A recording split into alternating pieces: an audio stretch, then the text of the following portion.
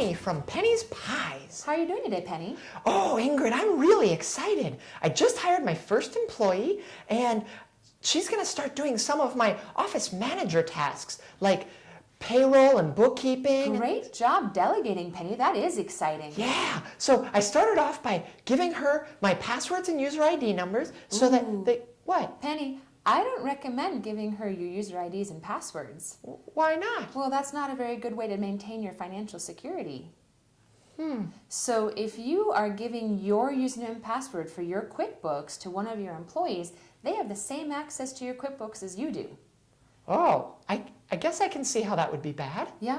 So if you're using QuickBooks Online Simple Start, then there's just you, one user, plus your 2 accountant users, which are generally your bookkeeper and your tax preparer. Right. But if you're using QuickBooks Online Essentials, you have up to 3 users. And that's the one I have. Yep, and with QuickBooks Online Plus, you can have 5 users, and if you need more than that, you can buy additional user seats. Ooh. Okay. And the really nice thing is that with those additional users, you can limit what your employees can see in QuickBooks.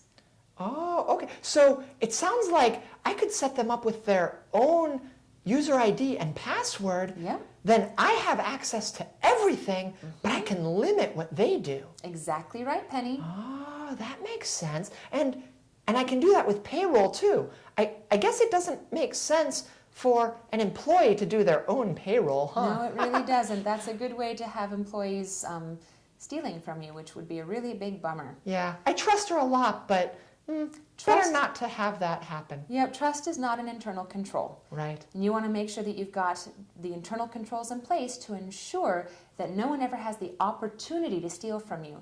And this is why even as your bookkeeper, we will never ask you for your usernames and passwords for your online banking. I've noticed that. If we have your username and password for your online banking, that makes it so that we have access to your bill pay, we can transfer funds.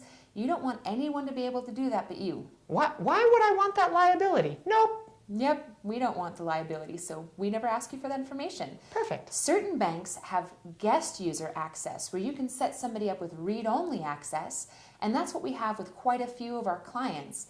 So for the banks that offer that service, we have our own username and password. We can log in and get statements, we can see transactions, but we can't transfer funds, we can't pay bills, we have no access to the money. And I think my bank does have that. I saw it. I'll figure out how to use that. Yep, and if you're not sure if your bank has it or not, just talk to one of your bankers. Wow, so I really dodged a bullet on this one. Yeah, Penny, you wouldn't want to end up with a pie in the face now, would you? If you have any other questions about bookkeeping, check us out at polymath.com. Too big and bold and bright, ask me anything.